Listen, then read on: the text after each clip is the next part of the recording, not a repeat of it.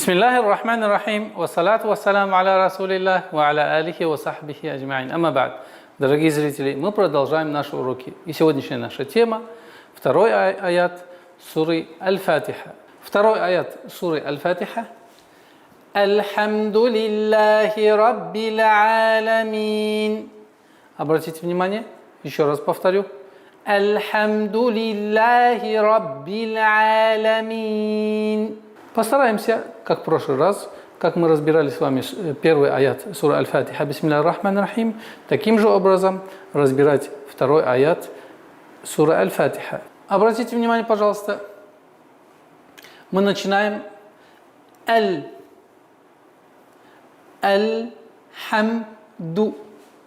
Аль-Хамду. Как и во всем Коране, тем более в суре Фатиха, нужно стараться, чтобы не искажать звуки. А в данном случае ха, чтобы не было аль-хамду. Хамада – это глагол, который означает оконеметь, твердеть. А в данном случае аль-хамду – вся хвала. Хвала, хамада – восхвалять, хвалить. Идем дальше. Аль-хамду. Аль-хамду. Второе слово. Лилляхи. Касра. Лилляхи. Лилляхи. Лил. Удваиваем. Потом шадда. Лилляхи. Итого получается у нас словосочетание. Альхамду лилляхи. Идем дальше. Ра. Ра. Твердый звук. И нужно произносить ра. Не ра. Ра. Раб сперва удваиваем, а потом касру. Рабби. Рабби. И последнее слово, которое в этом аяте, аль-аламин, словосочетание раббил аламин. После того, как мы удвоили, уходим на касру, рабби, и не протягивая, уходим на лям. Так как айн является лунной буквой, мы произносим лям. Итого получается Раббил, раббил, не растягивая, не удлиняя касру, сразу уходим на лям. Раббил айн. Вот здесь мы два счета протягиваем. Аламин. Как бы ударение делаем. Но ударение должно быть в размере двух огласовок. Раббил ударение вверх. Раббил айн является мягким звуком. И аламин нельзя. Аламин. И одна из самых распространенных ошибок при произношении айна это г. Галамин. Альхамду лиллахи раббил галамин. Нужно стараться максимально, чтобы уходить от этих искажений. Звук айн не соответствует никакому звуку в других языках. И поэтому раббил ми. Мин.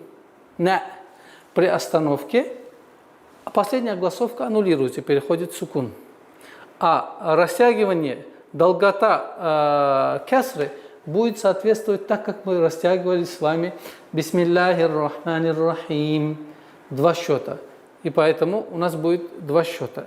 Итого получается раббил аламин. И огласовка аннулируется. Очень важный момент. Нужно обращать внимание на тот факт, что один аят нужно относиться к нему как одно целостное слово. Так как арабский язык не родной для нас язык, и поэтому нужно следовать этому правилу. Целый аят мы должны относиться к нему как целостное слово. И при наборе воздуха и на одном выдохе без остановок нужно произнести полностью. Потому что как только остановка происходит, это называется правило остановки. Нужно применять правило остановки ахкам аль-вакф, то есть правило остановки.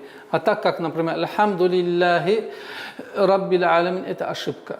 Если так, то нужно правильно будет альхамду лиллах раббил аламин. Ну, так как аят короткий, полноценный смысл, чтобы был, нужно смотреть на целый аят как целостное слово, одно слово, и произносить на одном выдохе, как «Альхамду лиллахи раббил аламин».